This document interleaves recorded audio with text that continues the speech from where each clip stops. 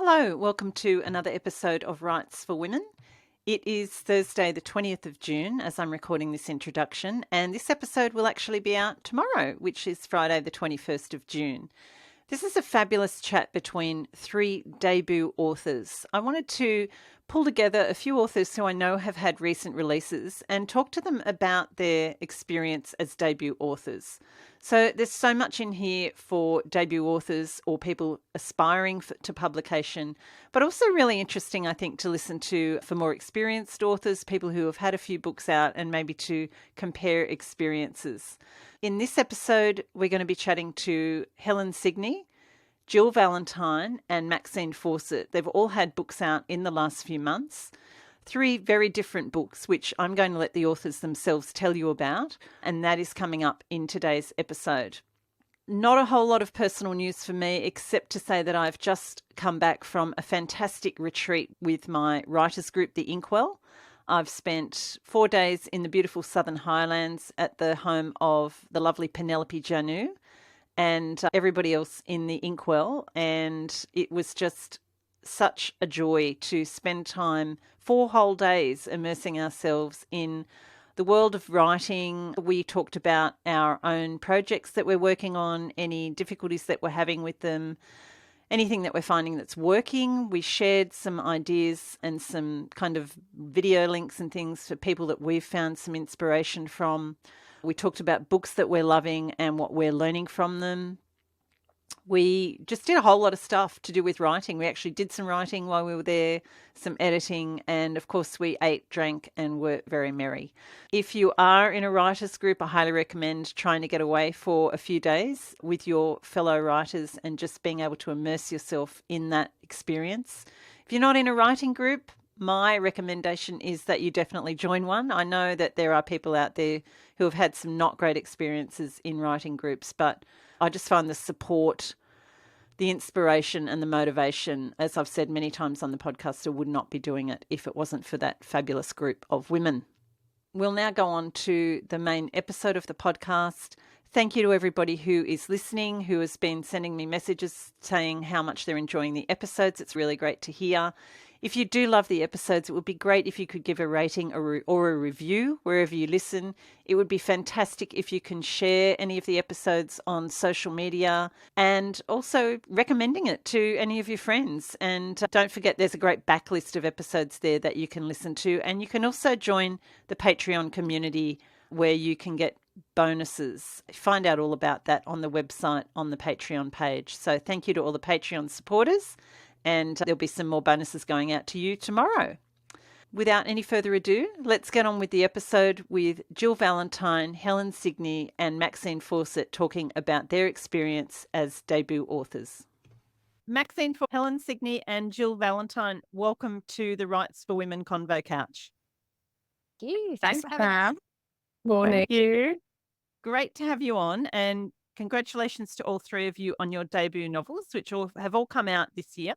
And I'm really excited to talk to all three of you about your experiences, the writing of the novels, and how things have gone for you since publication. But can we start with each of you giving us perhaps your elevator pitch for your book, or a short version of what the book is about? Jill, can we start with you? Sure. So High Heels and Low Blows is a tale set in Sydney, present day, and it follows the lives of 3 women who, all very different, but are caught up in a world of chaos caused by the toxic, manipulative men in their lives. So the first main character is Bee Bloom, and she is the embodiment of a modern day leader. She is a female CEO of an investment bank, which is a rarity because there aren't many female CEOs. And she's kind, compassionate. And one day a new chairman arrives at the company and she works out very quickly that he had it in for her. The second character is Lucy Love, who is a binge drinking, depressed, stay-at-home mum who gave up her successful career as a TV presenter because of her 1950s husband. And to make matters worse for her, he's facing sexual harassment allegations and she's left going, is it true? And so we see her unravel a bit. And then the third character is Rosie Reed, who is a PR pro known as Sydney's Fixer, because her job is to come in and basically clean up the mess of her misbehaving male clients. So whether it's a chairman that's been caught having sex with the receptionist, or whether it's a senior executive that's used the corporate credit card to pay for the strip clubs, she comes in and she's like kind of a fusher, if you like. And the looming question throughout is, will these toxic, manipulative men get their time? I love that. Great rundown of the book there, Jill, because there's a lot to unpack in the story. And you've got, of course, 3 main characters, which I'm going to talk about when we get on to the writing process, which kudos to you, because doing that for your debut novel, I think is very brave. But we will come back to that. Thank you. Max, can you give us the rundown on Everything is Perfect? Yeah, sure. Thanks, Pam. Yeah, Everything is Perfect is about a woman called Kathy Prin, and she lived in a beautiful beachside suburb, and she had a loving husband who travelled a lot for work, and 2 children, Ellie and Danny, and even an oodle dog. So from the outset, everything did look perfect. But she had started to, she's in her mid-40s, and things aren't really seeming the same inside of herself. She has just noticed the shift in everything that's going on. She had to give her job in free fall and to look after her son who's struggling at school. And her UK, she finds out he's about to be really ill and in hospital. And everything, and her husband actually decides to travel a lot more for work, and he's never there to help with anything. So it's the beginning of the school term, and she drops her children off at school with all of these things going on, and goes into the local cafe and sees the new dad that's just started at her children's primary school, who's a widower. And the moment she looks at him, she starts to think that maybe he could be the answer to her problem. And that's where the story begins. It's about middle age, what it means to be a woman in your 40s when you just start to actually reassess things that happened in your past and your childhood and realize this is the moment to create kind of a new chapter for yourself. But yeah, Kathy has to go down a very slippery slope before that. Yeah, I look, there's so much in there that I think women can relate to regardless of age, but certainly women in that kind of 40-something age group. So the beginning of the feeling invisible era. Yeah, very much so. But thanks, Pam. Thank you. Thanks, Max. Helen, how about Maya's Dance? Can you tell us about that? A little bit different. We're in a different time period and different location. So fill us in. Sure, thanks, Pam. So Maya's Dance is historical fiction set in the Holocaust. So it's based very closely on the true story of a Holocaust survivor who used to live quite close to me in the northern beaches of Sydney. And I heard her story and just thought it had to be told. So Lucy, or Maya, as she's called in the book, was 15 when Hitler came into the Czech Republic where she lived. And so she was a teenager. She absolutely loved to dance. And that's when she could feel free. But everything changed when the family were arrested and taken to a labor camp in East Poland. So it wasn't a death camp. They weren't killing people. They were making people work in the field. And there were hundreds and hundreds of these labor camps all over the place in Poland in those days to try and grow food to feed the Germans. And then when you got too weak to work, and then you were shipped off to Sobibor or wherever the nearest death camp was. So she was there with her mother and her stepfather, and still trying to be quite optimistic and everything. And made some friends with some other teenagers in the camp, and they decided to put on a show, which was incredibly quite common during the Holocaust. They loved to sing and dance and try and make themselves feel better. So she danced in this show, and one of the Polish guards was watching her from the other side of the square and just fell in love with her. So essentially, it's a love story between this 15-year-old and a guard, which in itself, I suppose, was a bit problematic. And then things get so difficult in the camp, it becomes very clear to them that nobody's supposed to survive. So he gets her out.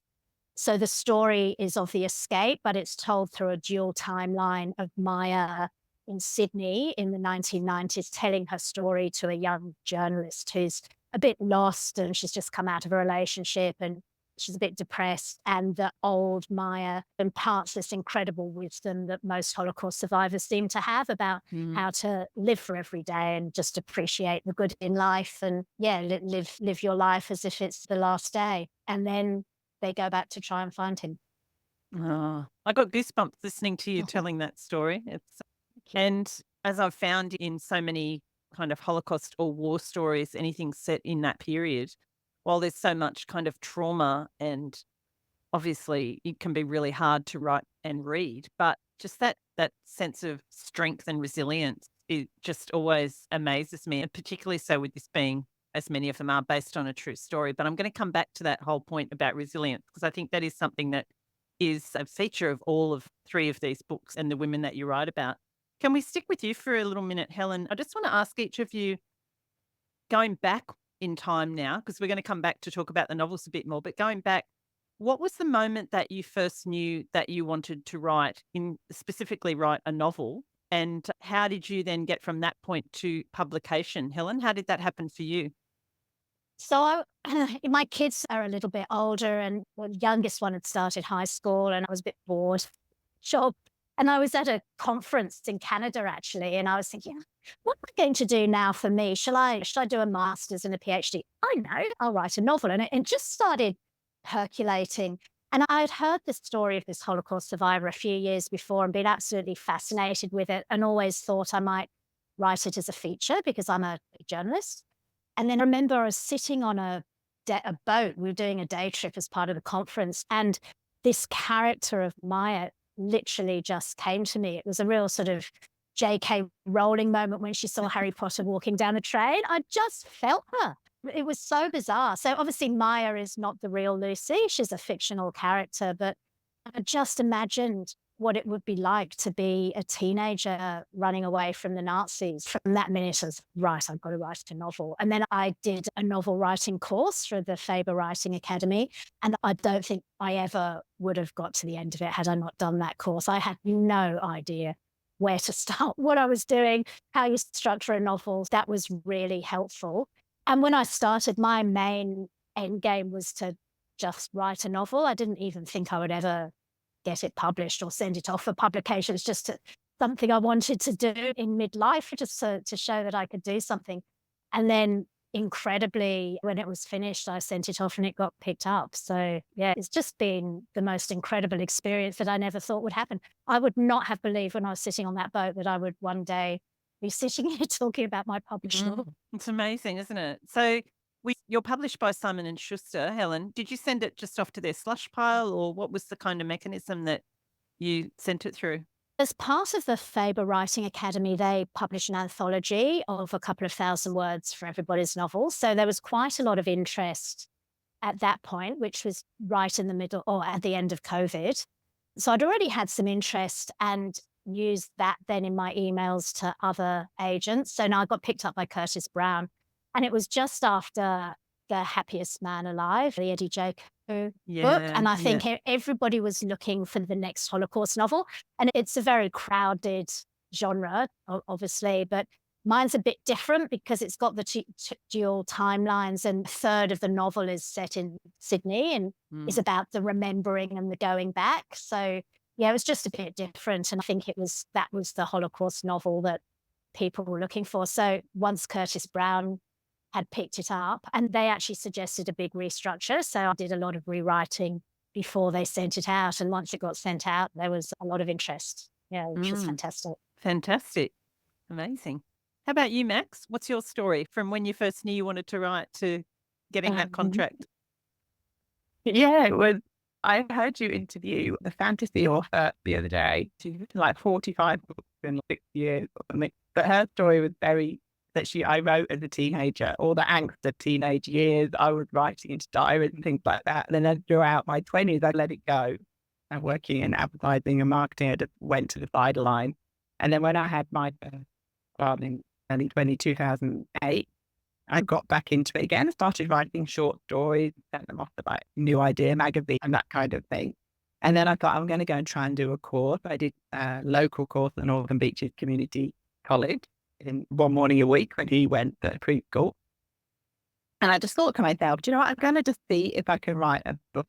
It sounds mad because I've not done a master's or a few courses. I'm just going to see if I can give it a go. So I started with probably when I was about 38, my first book in the drawer book. And I think I just flogged that a bit too much. I spoke to Petronella, my governor, about this, and she said that we worked on her first book for years, and somebody had told her to stop again. Yeah, I was the same. I remember with my first book went on for years, and in the end, I just went, no, I've just got to stop and do something else. So yeah, that was me. But I did get through to hard copy with the Canberra at the time. It was called the Canberra Writers Centre, which is Marion now. It actually got me into their hard copy program when they picked 20 writers a year to mentor for a whole year. So I said to myself, okay, there was something in that. It might have not been right at the time, but it got me into that, and it opened lots of doors. I sat down with lots of agents and publishers and got some really harsh feedback. So it was actually like a toughening up process. That process, it was like pictures your book, no. And then I shelved that and started again in COVID and 2020 and started again writing from scratch again with Everything is Perfect, which is now Everything is Perfect. And I got my publishing contract through Writers Unleashed, which is the Sutherland Writers Festival. Through the festival. Yeah. So you pitched at that festival? Pitched at that festival, $50, and I saw that Beverly Cousins was there, who's my publisher at Penguin, and I thought, my goodness, 5 minutes in front of Beverly. I was like, worth $50. Even if nothing happens, the advice she could give me in that time. So I went down into the basement on that day and sat opposite her and pitched her. And I'd sent her probably 5 pages. And the first thing she said when I sat down was, she goes, Max, I love it. And I was like, I really just sat there and I got all like tingly and I didn't know what to do. And I got hot. And then she said, please send me your whole manuscript and give me her email address. So that's where the process started for me. So that was in 2022, September 2022. But before that, I did get Di Blacklock to read it first. And she was amazing. And I was so nervous in the month that she was reading it. And then she just sent it back. She goes, there's something in this, Max. Okay, great. So, fantastic. Yeah. So it was like a 14-year journey to this point. Yeah. But worth it. Yeah. Great. I love them. It's so good, I think, for authors out there or people who have got those manuscripts and they're thinking about submitting that first book. I think it's really great for them to hear all the different ways in which you can approach it. Yeah. So, Jill, what was your Definitely. story?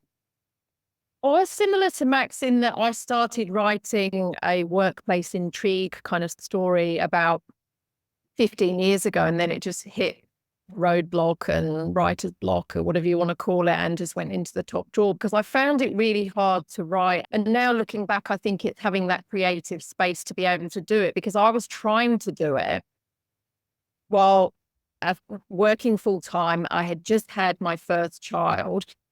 But I really want to write a book and I want to write it now. And I just couldn't figure it out in my head how the story was going to run. And I got to about, I think, 20,000 words and put it away.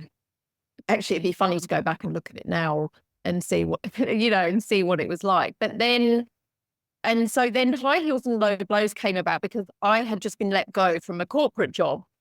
And I also had a big birthday coming up, and I thought that this is a moment, this is like the sliding doors moment. You either go and throw yourself back into a corporate job, or you go after that goal that you've always wanted, which is to write this book.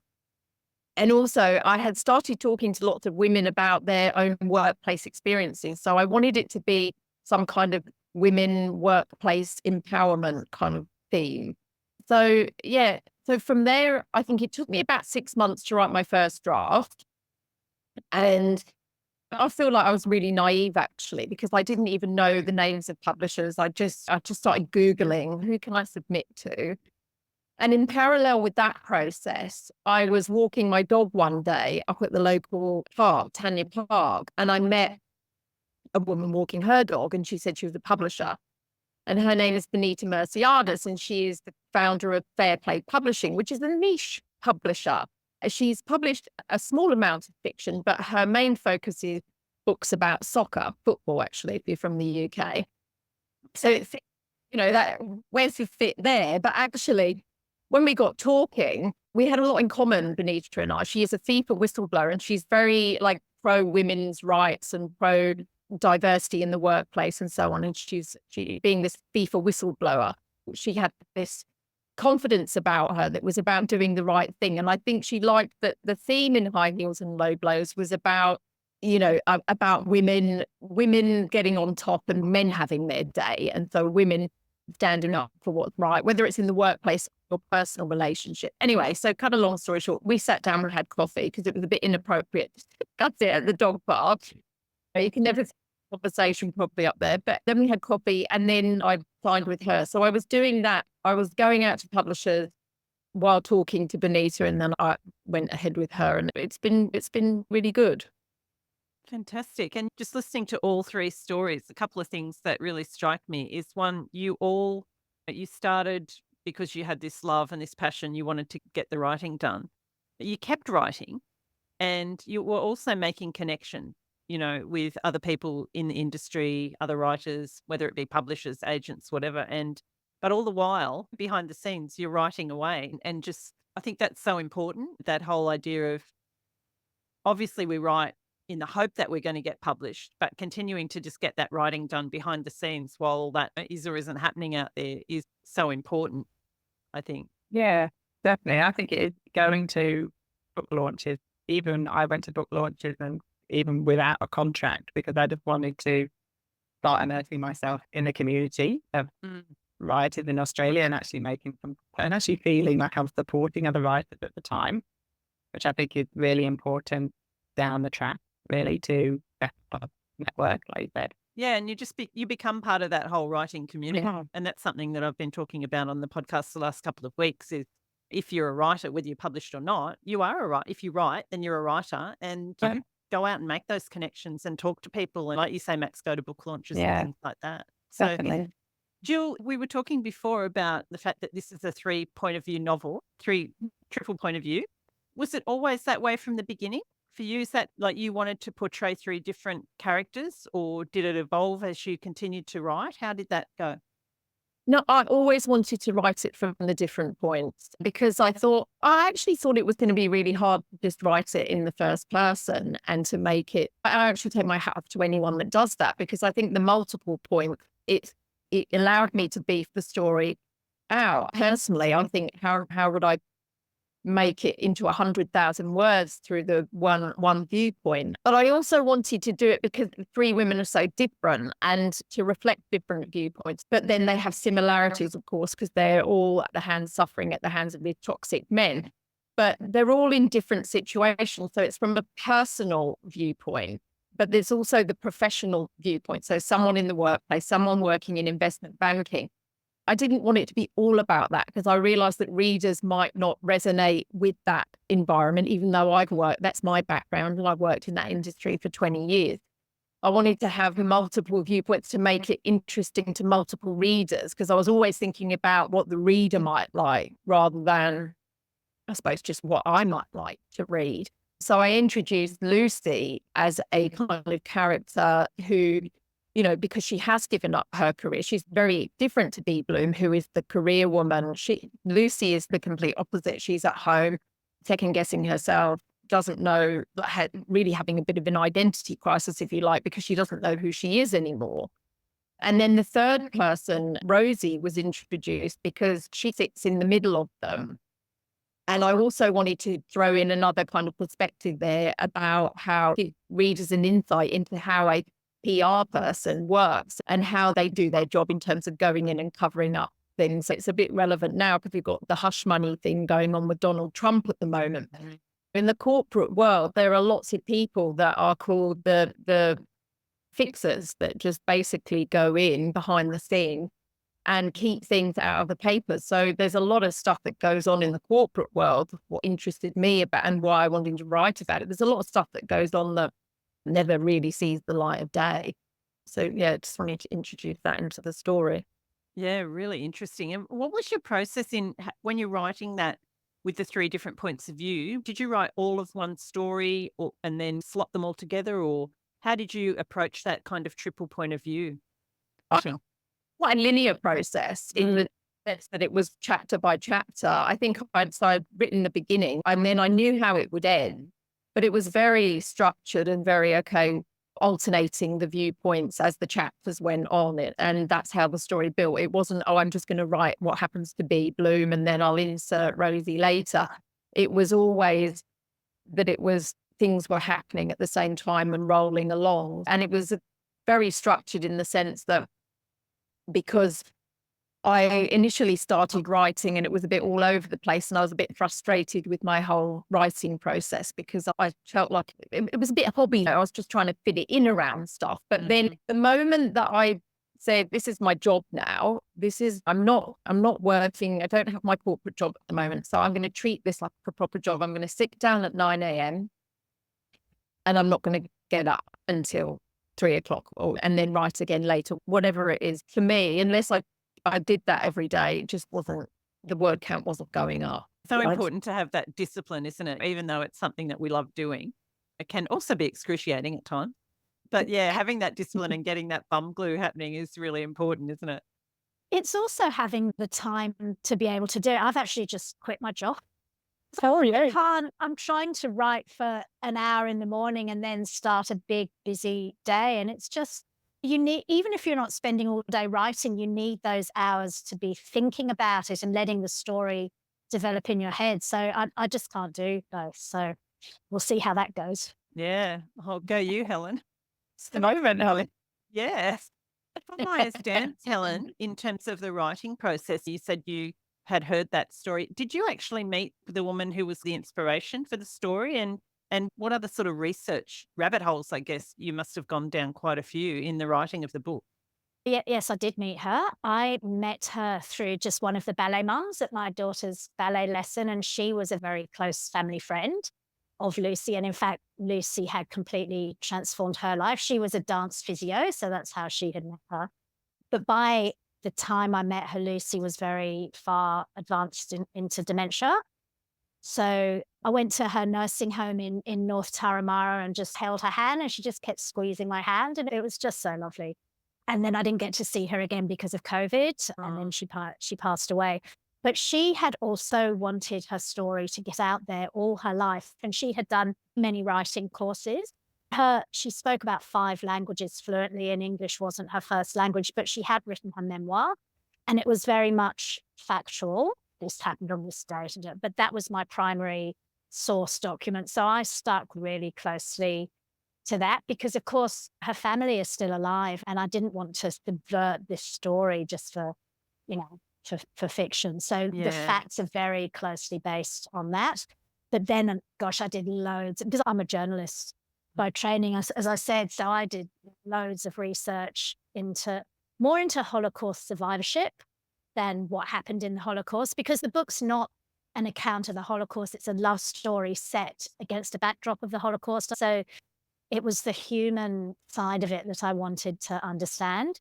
And the Jewish Museum were absolutely wonderful. I spent a lot of time there, and I've spoken to a lot of Holocaust survivors, and they all have very similar outlooks and messages and this amazing view of the world. I watched that, and then every documentary about the Holocaust that I could, and there's plenty of stuff out about the Holocaust. It wasn't too hard to research.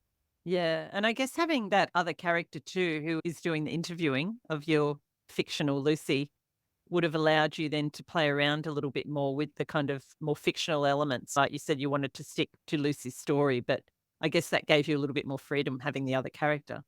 Yes, absolutely. And it allowed me to give the older Maya a voice and to talk about her outlook on the world. So that's why I put the young journalist in there. But then actually the journalist has her own character arc in the end as well, which and hers, there are shared themes between the two, the motherhood theme and how the importance of mothers and the importance of loving somebody else. So yeah, it just enabled me to play around with it rather than doing a straight account that a lot of Holocaust literature is. Yeah, I guess it's a bit different to a lot of Holocaust stories. How about you, Max? Because I know that you drew on experiences from your own life, but also drew on a lot of experiences from women that you'd spoken to and your observations.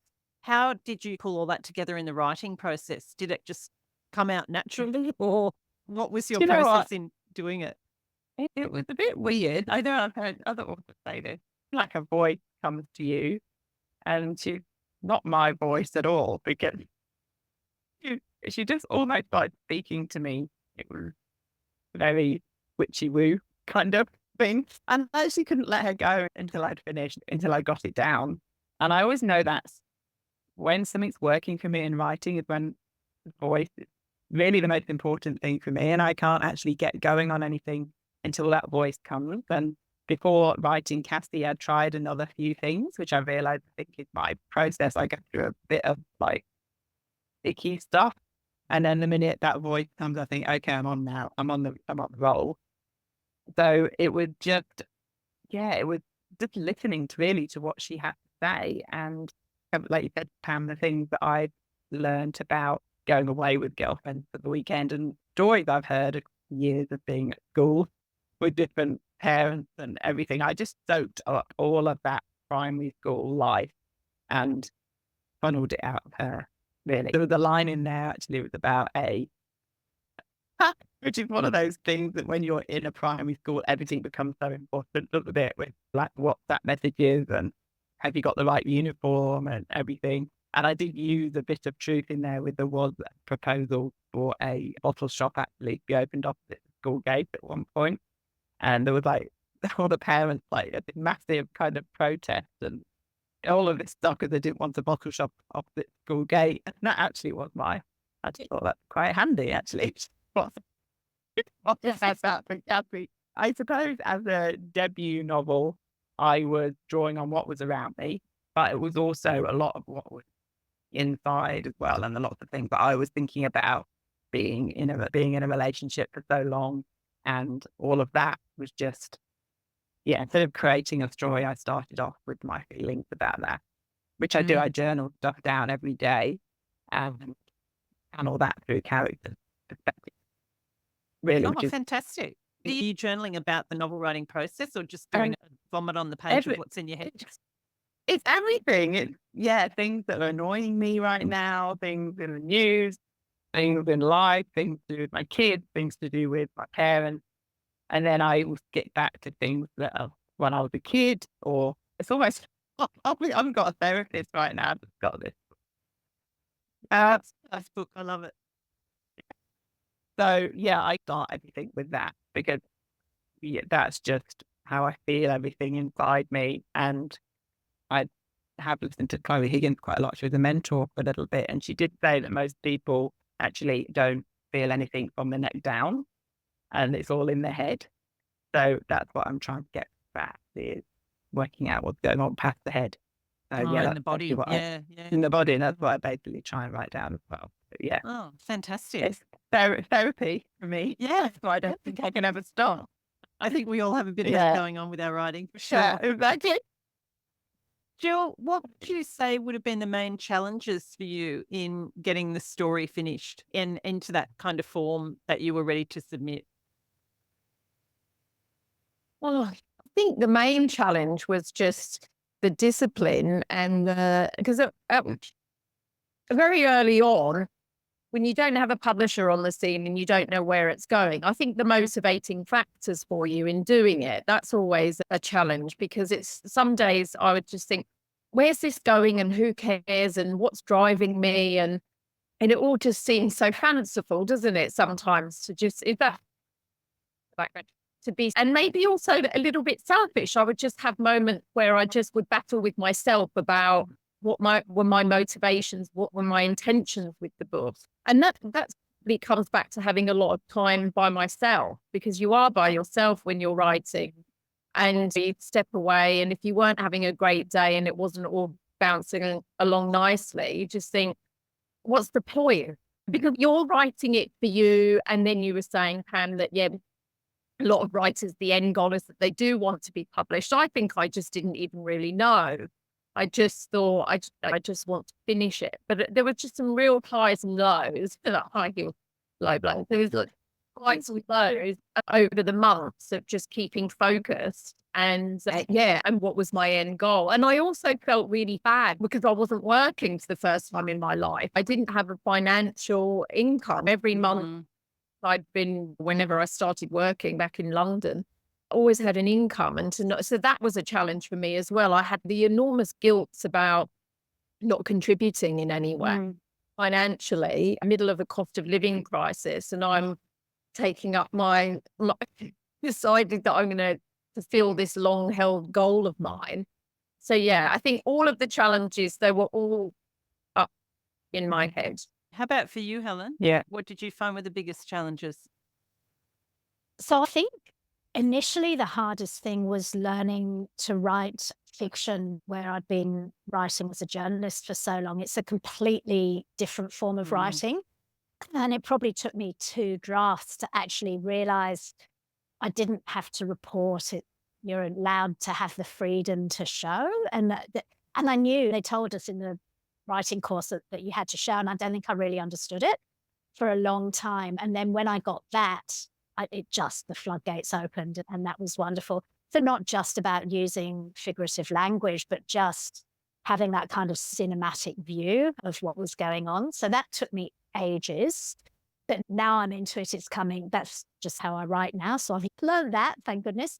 And the other big issue I had was with structuring the novel, because the hardest, writing a Holocaust novel as a debut novel with a dual timeline was a bitten off a bit more than I could chew in hindsight, but I didn't realize that. So my initial structure, I wanted to have them with 2 characters going back to Poland and mirror the events, and it just didn't work at all. And then I decided to completely change it and just tell it chronologically, and that worked so much better. And when I got to that understanding, it all sorted itself out. So I'm writing the second one now, and I just feel like I'm just much more confident with both those things, at the sentence level, but also at the structure level. I know what needs to come next, where I really didn't know the first one. Yeah, it's a huge learning curve, isn't it? That first one. Yeah, so much to learn, and you just keep learning with each book. But how about for you, Max? What did you find was the biggest challenge in getting it from that first idea to across the line?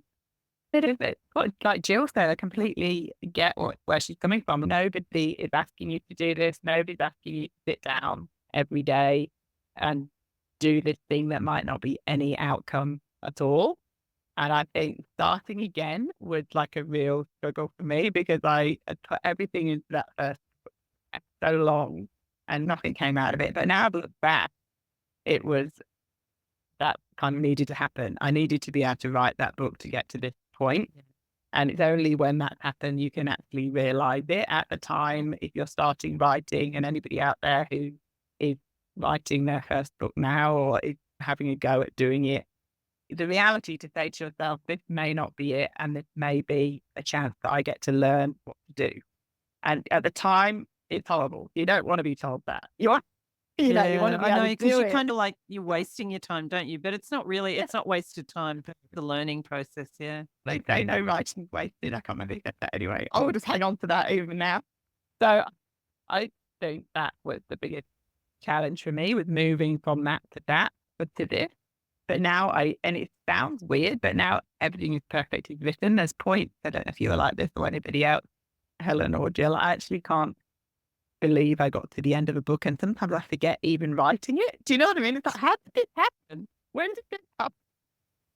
It's really strange to get to the end and then have this book thing in front of you. It's like having a baby, you know, actually realize yeah, I think that was the thing. I'm just so glad I carried on now. I would say, even the roller coaster, like Jill was saying, is, and I think I've learned from you, Pam, as well recently, that just goes on. I think that's just accepting that is never going to change. Never going to change, even with the next book and the next book.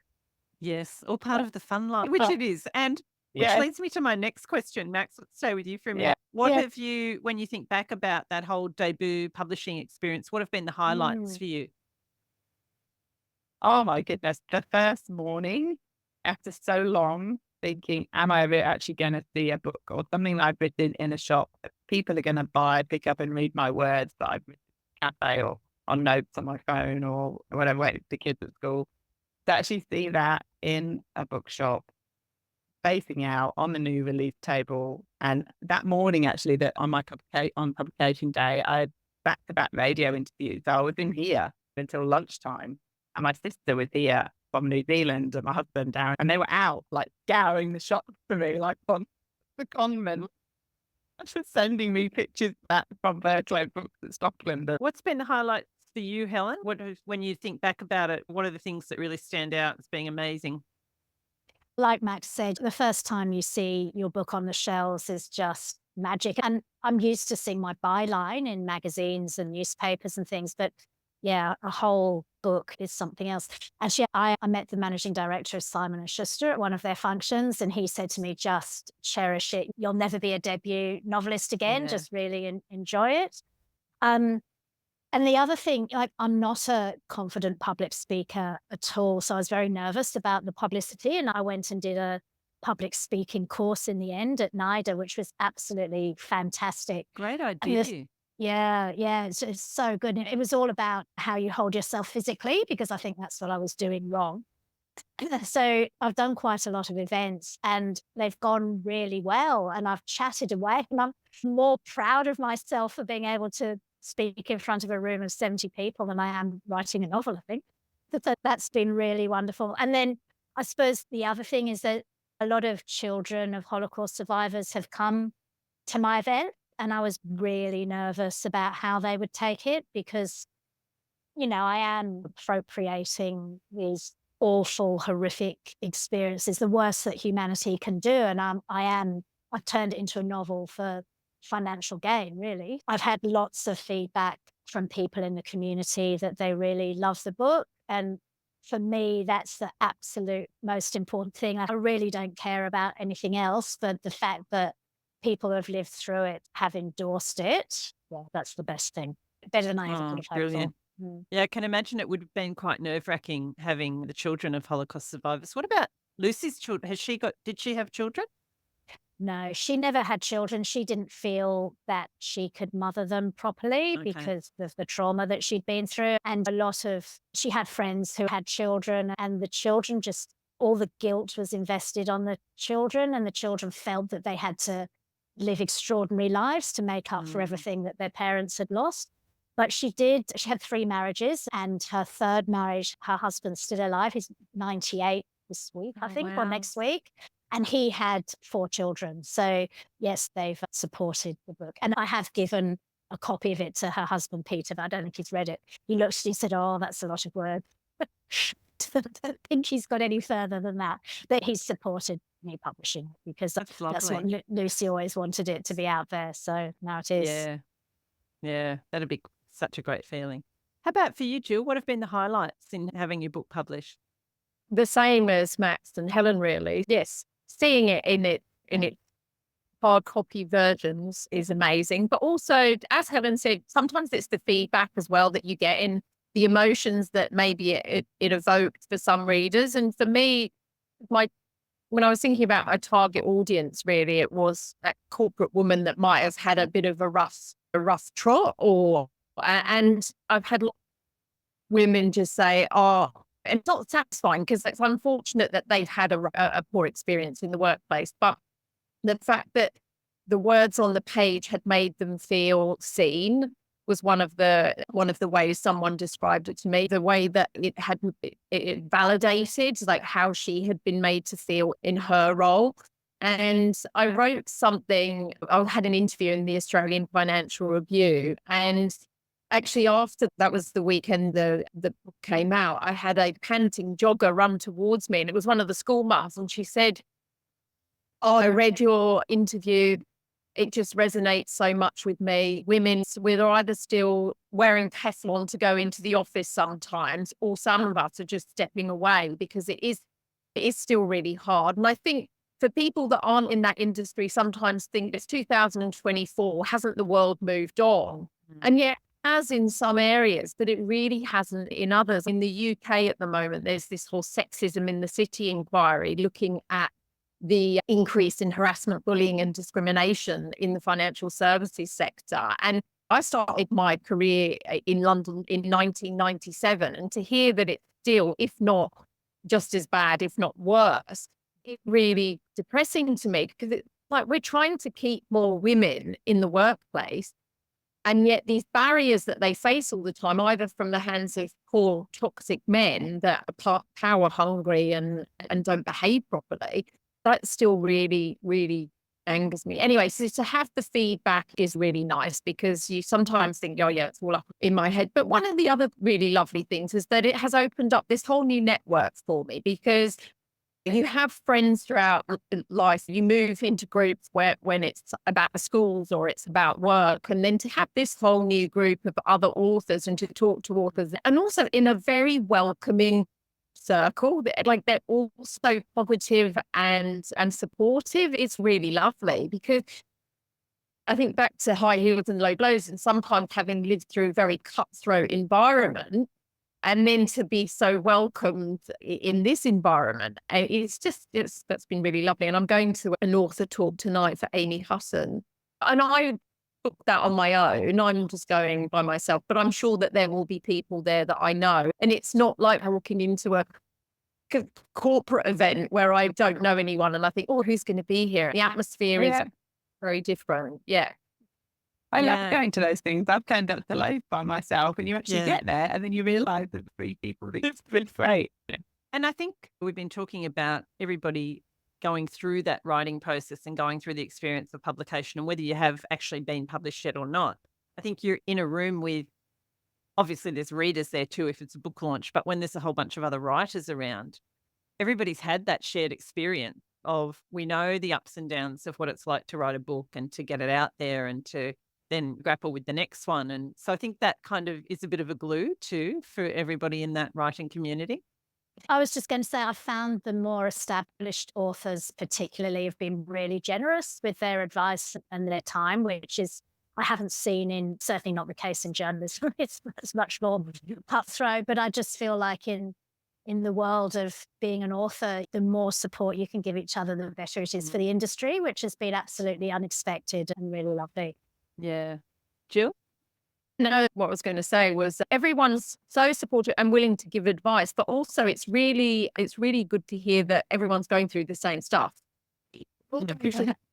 Varying degrees. Sometimes I sit at home and think, oh, is it just me that feels like this? Or is it, because actually the one thing that overwhelms me as well is social media, because I actually wasn't on any. Because that was my next question. So keep going with that. So my thing was I was on LinkedIn, and which is just for obviously professional, and you don't really post anything too fluffy on there. So I haven't really minded that. But my first post on Instagram was me signing my contract, because I thought, oh, I've got to step out of the shadows now. I've actually always quite liked looking at other people, but then I don't really like posting about myself. So that was another aspect that, to put yourself out there. But I remember I didn't even know what post. So I'd look at other authors, and I copied someone's. It was Kirsty Jagger's. We were both talking at the Manly Writers Festival, and I sent her a DM and I said, oh, I'm just copying the template. And she said, oh yeah, don't worry, we all do that. We're all just thinking, pinching ideas, because I just didn't know what to post, because I thought, well, is anyone interested in this? Yeah, so that side of things is quite tricky. It always felt to me quite narcissistic there personally, the social media. But I'm getting the hang of it a little bit now. I'm just trying to align it a lot with the book rather than as me. And that sort of gives me a bit more comfort. Yeah, I think that's a great way to approach it. How about you, Max? How have you found the whole kind of social media and promotion side of things? It was quite full on, isn't it? Early. And actually the leading up was the biggest thing. I think it was like the week beforehand, and I was trying to think of interesting stuff to put on there. And my dad actually said to me, "Oh, you were posting a lot about your book." Like, yeah, Dad, that's the point. And afterwards now, I suppose, like Jill, I have got a lot more used to it. I actually do use my dog quite a lot, because I find that really good kind of, so it's not just my face and me, there's something else there that kind of shows what kind of life that I like to live. So I do use Snoop quite a lot, apart from when she barks. But so yeah, I found that really helpful. And then also, also putting other books on there that I've loved, or like events that I've been to. And then always, I've been trying to ask questions of people who to have some kind of interest. That there's something else going on. Yeah, a bit Um, interactive I sort of think, thing. yeah, a bit interactive. My friend Alice calls it a character pop. If you kind of know the lingo, if you put something that's different to you on your social media, it just shows a bit more of your personality, I think. So I've been trying to do that and then to get some interest that moves on so it can move on through me as a person then into out of the book kind of world. Yeah. And I think readers Um, are interested in, I guess you've got to decide how much of your life you want to put out there on Yes. social media. Teen boys are like, I can't even put a shadow of them on there, not even a hand. Which I totally understand. So, Helen, you said you did the public speaking course, which has been really helpful. How have you navigated the rest of the kind of social media and promotion side of things? So again, I've found it really difficult. And I think because I come from a journalism background, because most journalists really should not be the story. That's what you're always told. You're reporting other people's stories. So I hate self promotion in any part of my life. I'm quite shy. But I quite like the social media. I'm learning it. I don't think I'm doing a great job, but I am posting regularly, which is more than I did before. I think the hardest thing for me has been not really knowing the industry or how to market myself and knowing what to do next. I'm 3 months in and the really busy time is over now, and they've all moved on to the next books that have come out now. What should I be doing? Should I be still trying to do events? Should I still be trying to get the book out there, or will people just all be really sick of me? I think it's more a mental issue than a technical one. So yeah, nobody teaches you this stuff. The No. publishers and the agents move on to the next thing and you're left there. So I think having the author group has been absolutely critical, and just taking people's advice and, to be able to text Max or somebody else and say, what do you do? How do you do that? How can I do it? Just getting advice from other people has been fantastic. I love that group. Like on Friday night, I was like on the sofa, glass of wine. Oh, I know who I can tell. Debut crew, how I'm feeling. I just like, So, tell us Yeah. a bit about the debut crew. yeah, Lisa Kenway, whose book is about to come out in August, set it up. I think it's been going for a couple of years. I think it came out of the First Time podcast originally with Kate Mildenhall and Claire. Okay. I think they started it and then it rolled on Facebook. So just a community of debut authors who are coming out in the year that you come out on Facebook. So it was like sharing, if we see each other's book in the airport or we do it in a bookshop, we'll take a quick picture and post it on there, or we'll put our launch information in there, or just things that have worked, but I think that haven't worked to do, like you said, with social media, and just to do with, it's a lot of how, like, maybe I'm somebody that just overshare a lot of how I'm feeling. Is anybody else feeling like this? Or this awesome thing happened today. I can't believe it. Every kind of part of the spectrum Yeah. is on there, and it's been great. And a real community. People come to Sydney, or somebody goes to Melbourne or Canberra or Adelaide, or wherever the person is meeting up. And then when you meet them in real life, it's actually great. You actually really feel like you know each other already. It's actually been a really important part of the whole journey this year. Oh, that's Actually. brilliant. Yeah. And Yeah. I've had authors before who, before it started, went, love that. Yeah. Yeah. I think it's great to have that support. Really Mm. important. So, what would you say, Max, would be, there's probably a lot, but if you could narrow it down to one main piece of advice that you would give to authors who are either submitting for their first book to a publisher or agent or going through that debut process, can you think of something that, would have been really helpful for you to know? Yes. I think before you're submitting, I had to take the emotion out of it, because I was actually finding early on the process quite exhausting and quite personal. And I've learned since then that it's not anything to do with you or the standard of your writing. It is all to do with the business of publishing and where they are right now, what they can take on and what they can't. So to take that personal feeling out of it, which I think I've heard a lot of people do this, if they just start a spreadsheet. So if I was submitting or just starting to submit now, I would definitely do that again. I would set up, which I didn't do for the first few with my first book. I just sent them out thinking, And then I learned that, and I got the spreadsheet and put the publisher's name and the tick or the cross. And then all I said to myself was, I just need a tick. That's one. I just needed one tick. And I just had that going through my head. And then you have the tick. So that's to do before you get published. That would be my biggest piece of advice, to just keep going. As a debut for your first book coming out, I would say it goes so quickly. It is just a blink, and it's just 4 months later, and it's a whirlwind of stuff, and then it's gone, and you're just like, oh, this is great, this is amazing, this happened, but it's so quick. It's almost every single day to hang on to that time, I would say, and just really take it in. Even going camping in the bookshop, but before it's on the shelf, before it's not in there anymore. So I would say just really take a moment to just appreciate what you've done, the hard work you've put in to get to that point, and just be really proud of yourself. Yeah. Yeah. Great advice. How about you, Jill? What bits of advice would you give to kind of people at both of those points? So firstly, maybe try and be patient once you've finished it, because I think for me, I got really anxious about that. I'd finished this product, and I actually probably should have gone back now when I think about it, and edited it and done another edit and another edit. But instead, I just thought, oh, that it's done, it's finished. But I realized that what I'd sent out, the first couple of people that I'd sent it to, it really wasn't. And that's a bit embarrassing, because you get that one opportunity. And every time then I went back, and because you can just keep editing forever and ever, can't you? Eventually, that's it. Okay.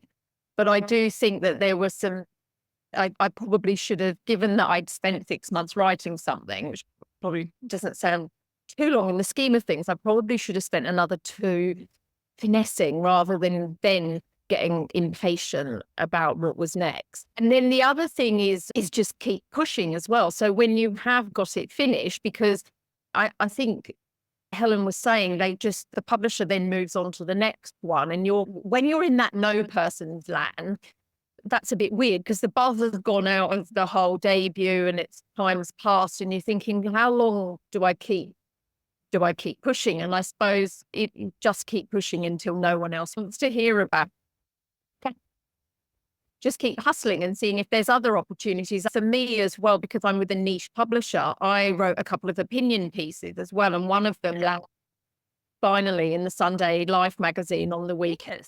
Fantastic. Well done. And that was all about workplace heartbreak. So similarities between a professional breakup and a personal breakup, and the emotions that you go through. But also, so I think thinking creatively about how you can position yourself to get the book out, because it might not be just a write-up or a review. There might be other ways to get your voice out there that lead back to the book. Yeah, I think that's so important, because like you say, it has a certain shelf life in bookstores and even online. They're always available online, but in terms of being a debut, being the book that's out there at the moment. But if you can find those other ways, and your publisher tends to move on to the next author or whatever. So it's really up to us to keep word out there about the book, isn't it? And to find new ways to actually promote it and let people know about it. Yeah, I went and spoke at a Commonwealth Bank women's event recently, which wasn't something I thought about. And then when I went to it, I thought, yeah, this is perfect, because I was thinking more about the bookshop event, readers coming there. And that's because that's what I see. Everyone's going buying books in bars. I'm looking at what other people are doing. And then it was actually my husband mentioned that to me and said, Women in Banking and Finance, which is a not-for-profit forum, why don't you try and talk at that event? So just thinking a bit more about, not just about the reader being in the bookstore, where else I might target, to think about it commercially. That's a great idea. How about you, Helen? What bits of advice would you have for people either submitting and also at the point of having had that first book out? So I know a lot of writers who are just, not finishing their books. They're wanting the book to be absolutely perfect. So while I think Jill's absolutely right, you don't want to send it in undercooked, I also think I didn't realize until I was published how much more work you're going to do on it.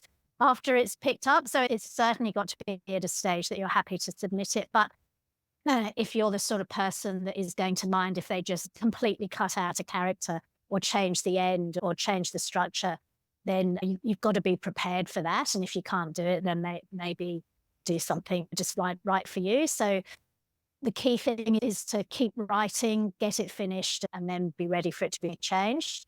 And then I think once it's published, the main thing is to manage your expectations. So I think loads of debut authors think this is going to be the next, I don't know, Hayley Scrivener or Leanne Moriarty or something. I think we all think that. And then I think disappointment is a real issue for a lot of debut authors. And I think be realistic. It's an absolutely amazing achievement to have a book picked up and published. And I don't think we celebrate that enough, rather than obsessing about sales, which of course we all do.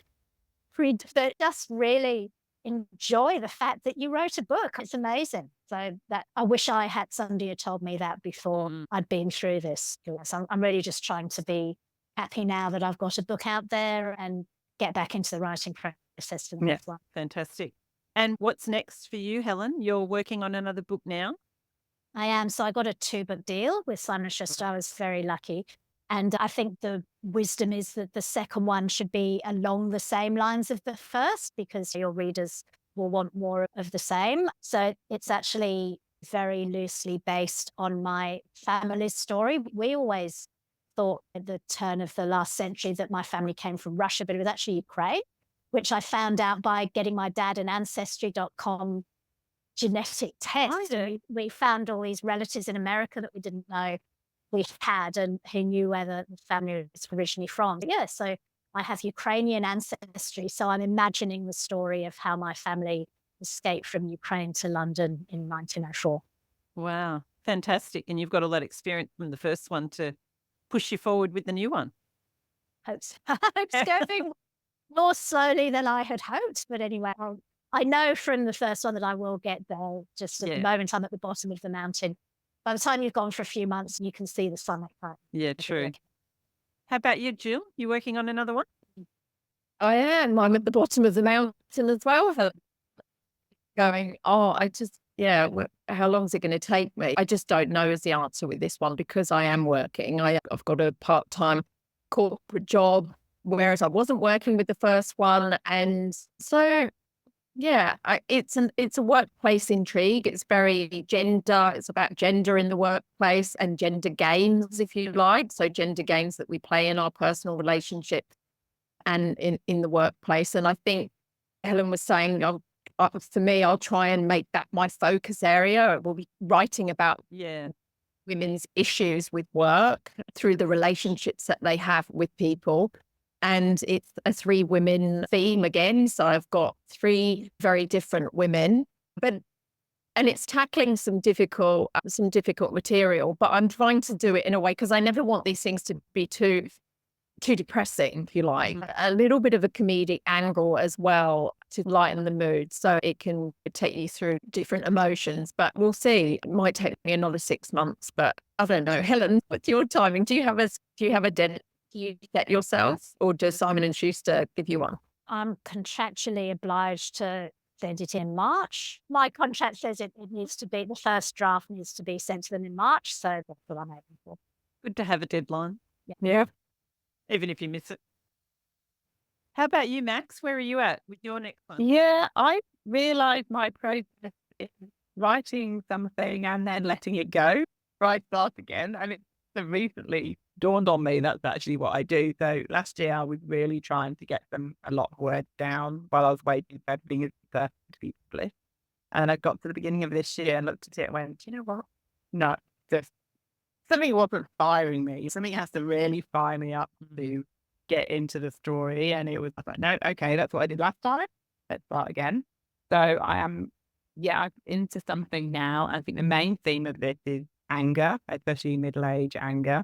I'm just honing in on the middle-aged woman right now, because I'm that age. And the stuff that's coming out, that she's very angry. She's got the stuff in her past she's never dealt with, and the stuff that's going on in the world that's just fueling her up.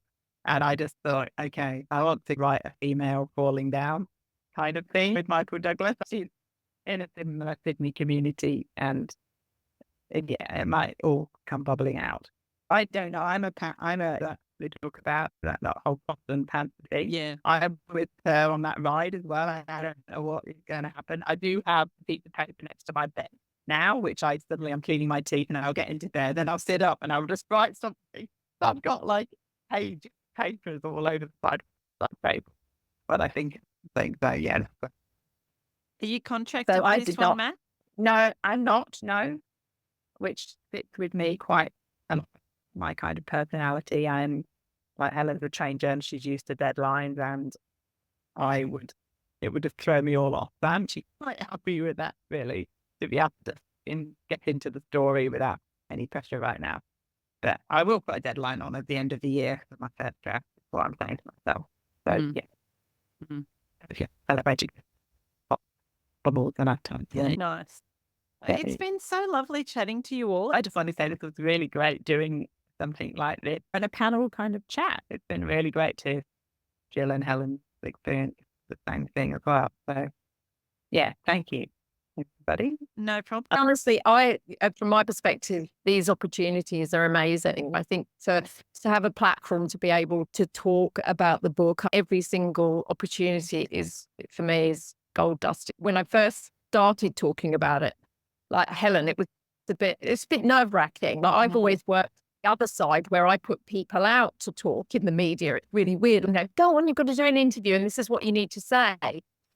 It's funny because I was talking to our chief economist at work about this, and he said, you'd be fine at it. And I said, no, because I'm always the one, I've always just been behind the scenes. Yeah. And I think any opportunity to talk about it gets you better at doing it. So hopefully you learn and you don't overthink it. Yeah.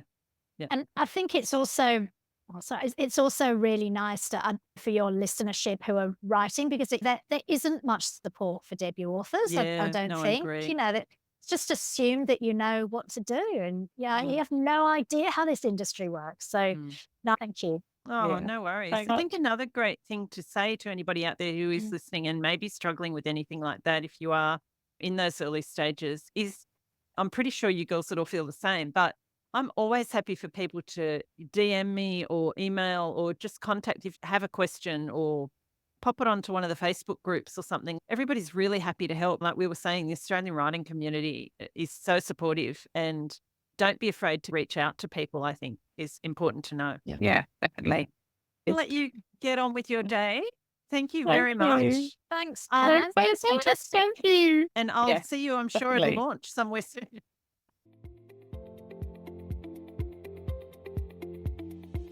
Thanks for listening to Rights for Women. I hope you've enjoyed my chat with this week's guest. If you did, I'd love it if you could add a quick rating or review wherever you get your podcasts, so others can more easily find the episodes.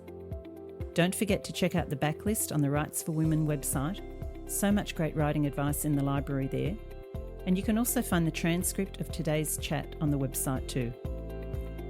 You can find details on the website on how to support the podcast through Patreon, and you can connect with me through the website at rightsforwomen.com, on Instagram and Twitter at W4W Podcast, the Facebook page Rights for Women, or find me and my writing at pamelacook.com.au. Thanks for listening, have a great week, and remember, every word you write, you're one word closer to typing the end.